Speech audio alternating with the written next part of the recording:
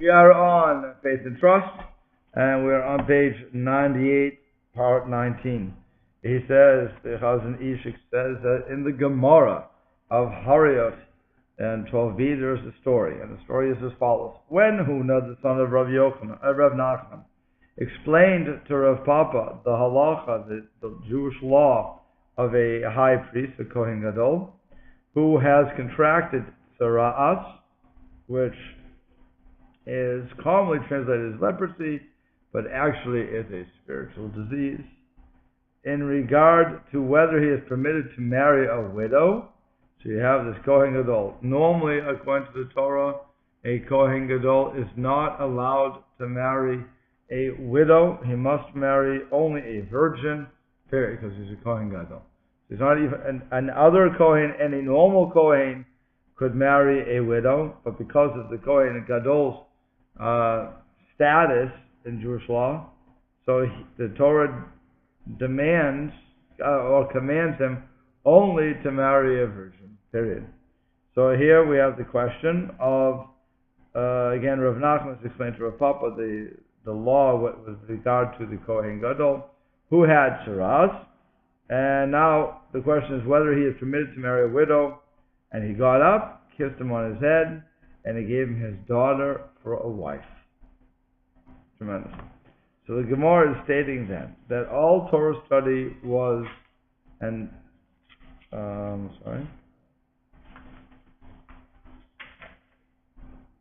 that all Torah study was.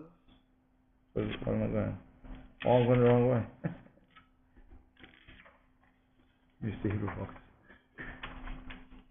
Handed down from Sinai, and it is showing us the holiness of Rav Papa's soul, that his soul and Torah were one, that his love of Torah felt towards one halacha was enough to excite him to the extreme, so much so that he kissed Huna on his head and gave him his daughter. There is no doubt that no such thing could happen in the case of these people who are empty of halacha, who do not study, and who study only the fear of God. In other words, they abandon Jewish law, but they get involved with hashkaf of Musa. For why should such a person give his daughter to a person like Huna? If the main component of the greatness of man lies in moral discourse, worthy of benefiting the masses, what good does sharpness in halacha serve? From this we see that the evident confutation of the point of view of those who lack the love of halacha and have not perfected their soul with it, for this knowledge of halacha is a complete perfection that Hashem loves. By the way, why is that so? Why is the Chazon Ish so strong on this point, that Hashem doesn't love so much the Musar, that how to have the fear of heaven and that sort of ethical teaching as compared to halacha? Why does he say that halacha is the greatest? That Hashem, that's what Hashem wants. Well, his point of view is probably that it's because you're better at observance of mitzvot, if you know the halacha. You're right on the edge of that. Putting things into practice. Right. But you have to, in other words, you have to know what to do. What does God always say? I don't want your sacrifices. I don't want this. I don't want that. All I want you to do is follow my words. Do what I tell you. That's all he wants. Obedience. That would be a good example, like where we were just talking about that on Monday, where we have the same word, but we see it differently in practice. That the mitzvot is a commandment. You just do it. This is your relationship with God is the positive and negative commandments. You just do them. Right. You don't think of it as a good work, good deed. Right. And so, but that's what makes complete perfection. Because what happens is, if I follow halacha and I study, and more than that, I study and I follow. But when I'm studying halacha, I also understand how the law came about, what the law is, what the ramifications of the law are, and so I have a better understanding of what I'm supposed to be doing. And so that's what Hashem loves. Again, I'm following through. But that's what makes the world go round in this situation. that I'm following the law. If I just learn about it, but I don't follow it, and by the way, just to take it out of halacha for a second, if I just learn about food science and nutrition, and I even teach the subject, but then I go out to Krispy Kreme and have all their wonderful food and have pizza wherever I'm going to have pizza, and eat and smoke and do everything against what I'm teaching, then it's worthless. All my education is worthless. If you're teaching that all those things are bad, yeah. If you go to a food science or nutrition class, you will hear that all of those things are bad. They're teaching things badly. Because in point of fact, pizza is nature's perfect food. Oh, so when it came to pizza, they actually did like it, right? But when it came to the donuts, you're missing the point. Okay. He also, by the way, in food science and nutrition, I forget the guy's name, but it was at UMass Amherst. He wrote the book. Literally, he wrote the book. So Ferguson, I think. I forget what his name was. But funny guy. He was very much against these cereals like the kashi stuff, because he said, well, people don't want to understand. In other words, he took those type of grape nuts or whatever they're going to be, and he took Cocoa Puffs or anyone, the Flintstones, and he said the Flintstones and Cocoa Puffs are healthier than the other ones. Why? He said, just look at the side panel. They're fortified with these vitamins. He said 25% of the recommended daily minimum daily requirements. Or recommended daily allowances. There you go. Yeah. I knew it was RDA. But it's so he was saying you can get, if you don't have to have horrible tasting cereal, you can have good tasting cereal. He said I wouldn't have 4 bowls of it and think I have 100%. But he's also yelling that you don't need vitamin pills. He's very much against vitamin pills. He's saying you know how much vitamins we're throwing at our system because people are convinced that they need this. He said you're eating it in natural foods. May it be from the cereals, may it be from pizza, may it be from all these things. He said we are so vitamin rich in this country that it's not even funny. He said unless you go on these crazy diets. And he picked on vegan, and he picked on the other one. Actually, vegan wasn't a word. It was macrobiotic in those days. But but he was really picking on that stuff. At the same time, I don't know how he ate because he wasn't the skinniest guy. He wasn't that shape. Dunkin' Donuts. Dunkin' Donuts, maybe. Okay. Yeah. But that's the question. Does he follow through with what he knows? Does he smoke like the doctors who smoke? I tell you, don't smoke. Or the doctor, or the gym teacher who was always, except for one guy. And I'll even give you his name. I remember the guy. This guy's name, Mrs. Apustus. You can't forget a name like that. Okay. But that was in Stoughton. He actually was in great shape. Tall guy, strong guy. He was in good shape. Everybody else was fat. Remember that guy was in great shape. Died at 42 from a heart attack. No, guys, I hope not. He's a nice guy. No reason to say it. But hope he's living well and, continuing on. He wasn't that old when I knew him either. So, he can still be alive. But but remember, he was in good shape. The rest aren't. So what is that saying? Here, you know to exercise. You do all this. Yet, again, you have a pot belly. So if you're having a pot belly, you're not living up to it. So what the Chazon Ish is saying to us is, halacha is what Hashem loves because it's perfection. You brought it from the Torah, you brought it through the Talmud and the rabbis, and ultimately to know what to do. And that's what Hashem wants. He wants obedience. Just like a parent wants obedience, God wants obedience. I gave you a law, I know what I'm doing. That sort of thing. But you have to understand what the law is. If I don't study it, I can't know it. Yeah? I was going to say, we got lunch in the room tomorrow. Correct. But we go through those sheets, and a lot of it is that halakhic reasoning,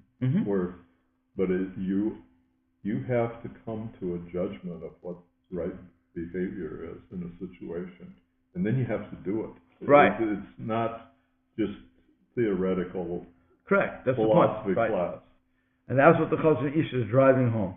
This is not theoretical. This Judaism, our observance cannot be theoretical. It has to be, some parts of it can be. In other words, there's some Talmudic subjects which have nothing to do with us today, such as sacrifices.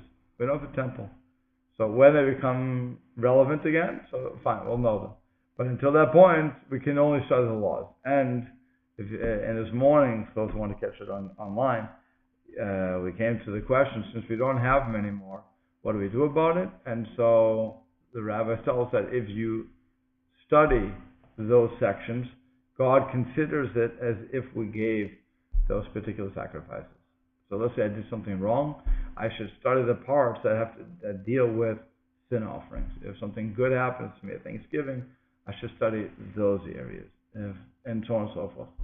Okay, so, or just read through, and that God considers, as long as I have it in mind, and it's not just a reading exercise, God considers it as if I brought that sacrifice. So it's interesting. All it doesn't exclude when the temple will be rebuilt, I have to do it again. That's halacha, though.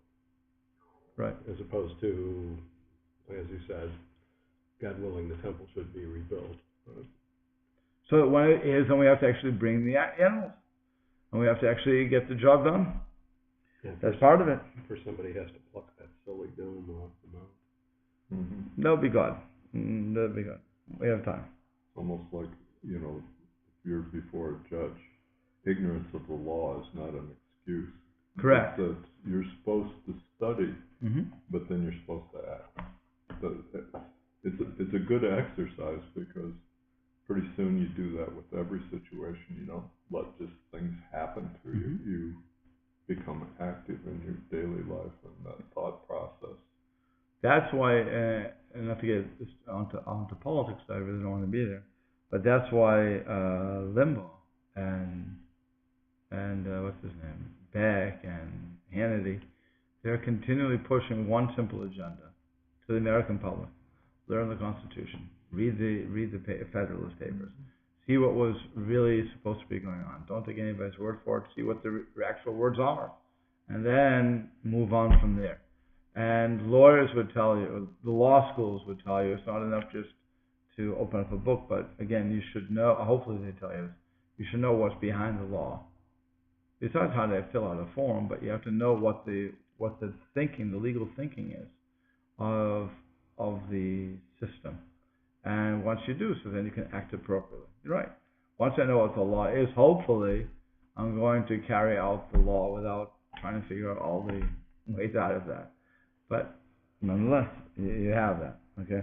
So Rav Chaim of Volozhin elaborated on this basic point in the addendum of the book Ma'aseh Rav, adding his own personal view when he said, "I have given all the prayers I have ever prayed in my life I would have given all the prayers I have ever prayed in my life for one new halacha learned from the Gemara, learned from the Talmud. Now, good deeds are not assets that can be bought, sold, or exchanged." He was merely using this idea to convey the idea that a Torah scholar should devote himself completely to studying halacha and clarifying the law from the Talmud, because this is the form of worship most beloved by God. It is on a higher level than prayer. Okay. So, 20. The Gemara says in Menachot, Rabbi Yehuda Hanasi said, "When I went to Rabbi Elazar ben Shmuel to improve myself, I found Yosef HaBavli sitting in front of him, and all the words of Rabbi Elazar were very dear to him." Yosef HaBavli asked him, "My teacher, what is the status in a case where one slaughters an offering to leave some of his blood for the next day?" So Rabbi Elazar answered, "It is fit to be sacrificed." It's good, fine. He asked him again that evening, the following morning, and the following noon. When he asked him again in the afternoon, Rabbi Elazar said to him, "It is fit." But Rabbi Elazar says it is unfit. Rabbi Yosef HaBavli's face shone with joy. He said to him, "I heard from Rabbi Yehuda that it is unfit, and I searched among all his students, and not one said that he ever heard from Rabbi Yehuda the same thing that I did. Now that you have said it is unfit, you have returned my lost item." Interesting story, no? What's the matter? You don't like it? What does that mean? Saying he heard it once from somebody he was learning from. Couldn't find anybody else who heard the same thing. So somebody told him that. Yeah, so what was the problem, by the way? The problem in this? Yeah, you hear something, and everybody else, it comes up with a different story. What do you start doing? You start trying to verify it. You start doubting yourself. Maybe you don't, but I think everybody else would start doubting I can themselves. think of 3 historical events that I was a party to or a witness to. Right. And one of them I finally had corroborated decades after the fact by somebody else who was there at the same time in a somewhat different position. Right, and that made you happy, no?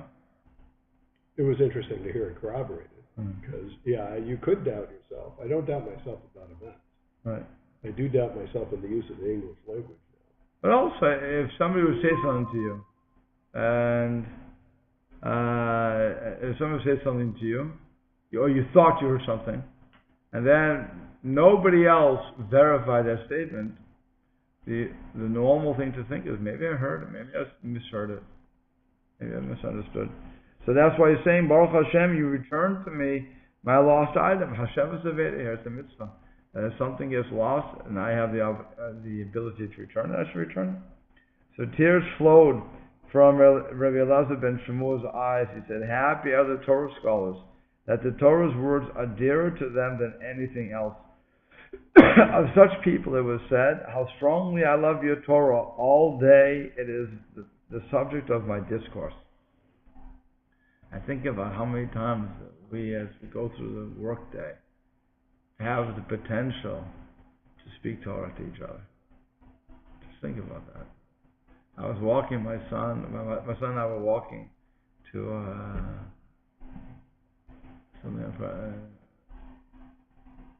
Shalom Zachar. But when a baby is born, a boy is born, the week of his being born, the week of his bris, so we make a party called the Shalom Zachar, saying welcome to the male to come in. So everybody goes to the house. So here we were walking from my house to the place of the Shalom Zachar, and I happened to be learning the Talmud Bracha with my son. And probably for the first real time, I can honestly say that I completed the mitzvah of Uveleftecha b'derech. You should talk Torah when you're walking on the way. Because I said to him, let's look at the Gemara. Now, we don't have Torah with us, we're in the dark. But I figured, why waste the time? So I started talking to him about the Gemara and said, what do you say about this? What do you say? And it was very interesting to have a conversation like that, walking. Okay? But that's what he's talking about too. That's the love of Torah. It's the subject of my discourse. Everything we talk about ultimately will come back to Torah. As a matter of fact, I told my son something that was very funny. I said to him, every single story that you're going to read, every single one, is based on one book and only one book. And I said, that's the Torah. Anything you can think of, any one of those famous books that you think of, I said, it's all going to be on the Torah. So he said to me, how about, he picked on something from Harry Potter, that he turned a stick into something else, and then the stick turned back to the reason. I said, Moses, with the staff, threw it down, he said, you're right. Now, it would be interesting for all the people on YouTube. I'm sure somebody's going to write to me, how about this story? But it'll be hard, you'd be hard pressed to find something brand new in the world, a new storyline that wasn't part of Tanakh. I hold you'd be hard pressed to do that. We have witchcraft, we have all these stories of seances, we have everything there. So I would want to see what they can come up with that's different, that doesn't have any comparison in the Torah. I would be very surprised. So you're saying that if you take 1,000 monkeys and chain them to 1,000 word processors, eventually they're going to come up with the Torah? No, I'm saying that they know. Instead of Shakespeare. The other way. Because people knew the Torah and were influenced by that, they embellished on the stories, like Shakespeare or anybody else. They took a storyline and they developed it. But the main idea, as Mike, I'm contesting, that they got something from that idea. Basic idea was from the Torah. And if you look hard enough at their basic story, you'll see the foundation is from the Torah. It's like what we were talking about on Monday. I'm always telling you how one class goes to another. We were talking about the Bob reversing, and in the Torah and the Tanakh, that it's special.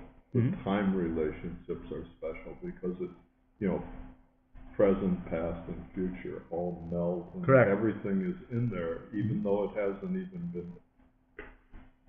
been invented yet. It hasn't been thought of. It hasn't been a problem yet. The answers are still there. It's timeless. Right. All right. But I'm saying, besides that's more quantum. But what I'm saying is the storylines. If you look at the storylines and just go through them, you'll see a lot of what we deal with. Besides, history keeps repeating itself. That's something else. But that you see plenty of times. But just simple storylines, and I think it's amazing when I see it. I was watching your show and I say, "Wow, that's very." You know what? You know what's very Jewish? I even did a class on it. Rat, don't leave me. What was that? Gone with the Wind. Okay. Rat. Gone with the Wind is totally. Oh, I shouldn't say totally, but there's so much like the struggles that you see in the Torah of the Yetzer Hara versus the Yetzer Tov and so on and so forth. It's an amazing thing, and I, like I said, gave a whole class on it without even stretching it. I didn't even try to stretch it. I never saw the movie before, and I was watching while I was on my treadmill, and I said, "Wow, this is really crazy. It's so much. It's hitting up all these major issues." Superman, what's that talking about? Mashiach. It's all about this, the future time when somebody's going to come and save us. I mean, besides the guy was Jewish who made it up anyway, but it's Schuster, whatever his name was. Schuster and Siegel, two Jewish guys. But it was all based upon Mashiach. No question about that. And even the names that they use, Kal El, all these are Jewish things. Well, of course, unless you're Jewish, you don't realize it. So it's just very interesting. Okay, let's go on. So the words of the sages are like a fine lotion that is well absorbed by the body. They inspire deeply moving hearts to love the Torah, to enjoy its glory. Yosef HaBavli was overcome with distress because of the loss of one halacha, and his face lit up with this lost when this lost item was returned to him. Rebbe Elazar was moved by his student's love for Torah, so much so that it produced tears of joy in him and a pleasure of elation. Whoever deprives his soul of deep study of halacha, thus depriving it from tasting wisdom, has not lost one item, but rather his entire self, rendering his entire existence ruthless. Again, the Chazon Ish is going very strongly. Remember, he is a halachist, there's no question. But that Chazon Ish was very much into this, and he was trying to express that to everybody that you really have to learn halacha. And you have to learn how it works. What is the value of a fool under the sun?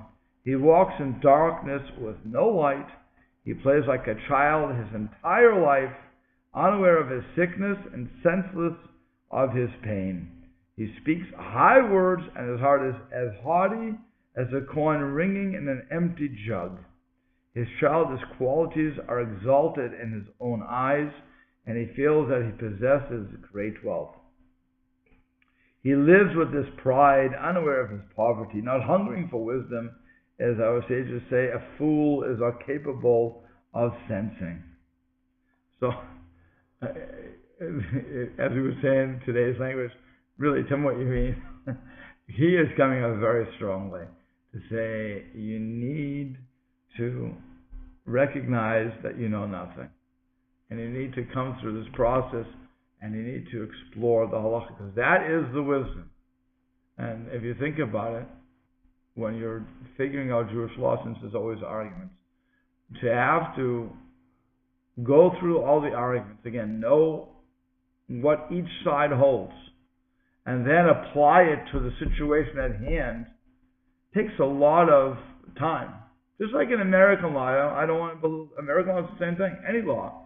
No law is any law that is static is doomed to failure. It can't be. It always has to be moving. It always has to be changing. Because situations change. But the foundations of the law do not change. Just like the Constitution shouldn't change, the principles don't change. They shouldn't anyway. But the laws will. With every new situation, the laws will change. Same thing with Jewish law. Even though the principles do not change within the Orthodox movement, the principles do not change. But the law will. Every time. This is like the laws, the study of Lashon Hara. If you think of it back before there was anything electronic. Right. But it still applies to all these situations. You know, the same thing that would happen in the city square, that you're not supposed to engage in this type of conversation and gossip, and how harmful it is. And then we move forward to the computer age and all these talk sites and things. The dangers of Lashon Hara. Oh, yeah. If anything, they're just magnified. Correct. Correct.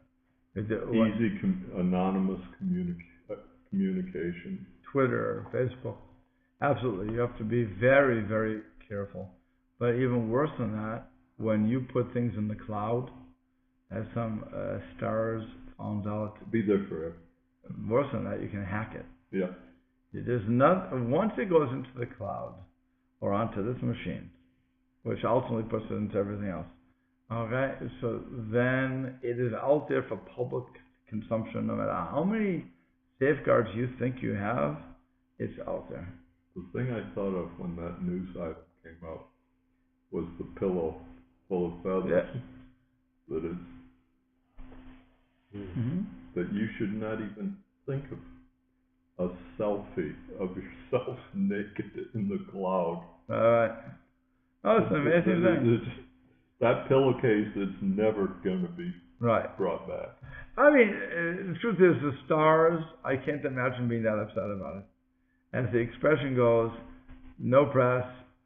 No press is bad press. Any publicity is good publicity. Right, something like that. Okay. Good for your career. Right, it's always good. It's going to disappear. But the point is that it's out there, and once it's out there, you're not going to be able to pull it back in. And you have to be very careful with what you want the world to know about you. And it should also be understood that no matter what you say, will be heard by the wrong party, and ultimately get to the wrong party again, into the party you're talking about. There's nothing that we can say that's not going to get back once you put it on the net. So it's very dangerous. But you're right. That's the laws of Lashon Hara. Another thing that you have is the laws of Yichud, being alone with somebody of the opposite sex. There, I mean, whoever has looked at what's going on in the world today should realize that the rabbis were way ahead of the curve, or the Torah was way ahead of the curve on that, to say you put yourself in that position of being alone with the opposite sex. Good word. Yichud, being alone. Yichud is being alone with a person. So I remember there was a story when I was in Yeshiva University, and I went to it was on Shabbos, so I was at a Shabbaton, and we had a psychologist there. And the psychologist was speaking, and he said to the people there that there was a young Orthodox lady, who went to speak to his colleague, a non-Jew, who was a psychiatrist with him. And so she went in, and when she went into the room, the doctor wanted to shut the door, so she said, "Please don't shut the door." He wrote that down. Shutting the door. Okay. And he put his hand out to say hi. Normal American stuff. She wouldn't put her hand out to him. Okay. She was being ordered. She was being religious. She was living by him, and she started to write down affair of intimacy, claustrophobia. He had a whole laundry list. And he said to his partner, the Jewish guy, who's an Orthodox guy, he said, I can't believe it. I found a textbook. So the guy said, really? Tell me about this person. And he starts off, she comes from Beis Yaakov. The girl's like, the girl said, stop. This is normal. You know, she didn't do anything abnormal. You just have to understand what the culture is. You have to get out of your box. He told the guy, get out of your box and understand. Everything she did was normal, and you need to take a chill. But that's what you do. You run into all these problems that people have. So, because they don't understand. This last paragraph is really a beautiful statement of what the sickness in our own society, all the problems that we have in our own society. This is the way a good percentage of Americans live. In ignorance. In just ignorance. Right. You know, not just politics, but ignorance of religion, literature, art, anything. But he's making a very strong point, and it's a point that I've made also. That if you're unaware that you're sick, I can't cure you. There's no cure for that. Because you don't think you're sick. So you just keep going on and on and on in your foolishness. Meanwhile, you're getting sicker every day. And I can't help you because you won't let me because you don't know you're sick. And that's what he's saying. They're unaware of the sickness and senseless of the pain. They don't feel it. It's too bad Fred Moss isn't still here. He would be some of the things he would appreciate it. He would really appreciate this statement because that so often they just throw drugs at somebody. Right. But even there, the guy who they're throwing drugs at has recognized, or somebody's recognized, that the person's not doing well. Mm-hmm. But what the Chazon Ish is saying is, this guy is so far gone that he hasn't recognized that he needs to go to a doctor. He hasn't recognized that he needs to do something. We always talk about the stars, like the Madonnas of the world, or Robin Williams. We just spoke about Robin, okay? Committed suicide. Joan Rivers, and so on and so forth. She didn't commit suicide, but she just died naturally. But, actually they pulled the plug on her. She didn't die naturally. They pulled the plug. Well, she died naturally. Was it natural death? Her heart stopped. Oh, that's what happened? But she went for an operation or something. And her heart stopped and they put her on life support for 2 days, which is unnatural. Right, okay. So, okay, fine. But what the point is that you have these people who, they're searching for something, but they don't know what they're searching for. They feel a loss. Now, by the way, that's recognizing something's wrong too. If I recognize it as a loss, or I'm missing something, something's missing in my life, so again, I can do something. I can go on a search mode. But what happens when you don't realize it's a loss? You're not missing anything. And really, I should not roll my eyes at the news that Gwyneth Paltrow is converting to Judaism. Who's Gwyneth Paltrow? She's an actress. That I know. I got that by the context. But, I think her father might have been Jewish, but her mother was not. Okay. So she's going to convert? Very nice. Yeah. But she's looking for something. She's looking for something. Okay. If you're looking for something, then there's a possibility we can help you. When you're not looking for something, which is most of the people, they're not actively looking, or they don't know they should be looking. They may feel something's wrong, but they don't know what to do. That's depression. That's part of I don't know what clinical depression is. So for all these guys out there who yell at me for that statement, but a lot of depression is because, from what I understand, I'll give that what do you call that? That rejoinder. For what I understand, depression is because I'm missing something, and it could snowball into what we call clinical or something like that depression. But it starts supposedly with, I don't know what's wrong, I'm missing something, and that could be the spiritual connection. Could be the halacha connection. A little simplistic, but I'm a simple guy. So, with all due respect, Rabbi. Again, I'm not a psychiatrist, but I think what the psychiatrist is missing is the simpleness. Let's get down to basics. What are we really dealing with? Instead of all the different names that people want to give to things. Because today, it used to be manic depressive, now it's bipolar. Just because, to quote somebody, it sounds sexier. But it's the same thing. But what causes it? That's the question. And what can control it? We said drugs can control it. Fine. But really, what causes it? That they have yet to figure. I don't think. What I understood, they haven't figured that out yet. That's actually one of the simpler ones. Still, have they figured out what causes it? A lot of it is biochemistry. That's, again, I don't want to keep... That would be the cause for it. People would disagree with that. Okay? I'm just saying, there's an argument out there. Well, if you're going to argue that it's a spiritual illness that leads you to the physical or mental illness, then you would disagree with that. But for whatever the reason, that's how it manifests. Okay. And I wasn't saying I disagree with that. I'm saying there are those in the field that disagree. Yeah. They wouldn't go to my side of spirituality. I don't think they would go to my... I say, what I've always said, coming from the Jewish point of view, is that our sickness is all based upon our spiritual deficiencies. That's a different subject. But when God gives us the physical elements, or the physical maladies, we still have to go to the doctor. I never said we shouldn't. You have to go to the doctor, you have to take medication, you have to do what you're supposed to do, work it out. Regardless of what the doctor is, maybe a chiropractor, going to the gym, or anything else. I'm not saying no to that. You have to take care of yourself. But at the same time, we have to recognize, at least from a Jewish point of view, that our maladies were a spiritual defect manifest in a physical way. We have to recognize, and that's, again, if you don't recognize that, then we just keep throwing pills at the problem. That leads into a whole separate side discussion. Like, why are there people who spiritually don't seem deficient and yet are still ill?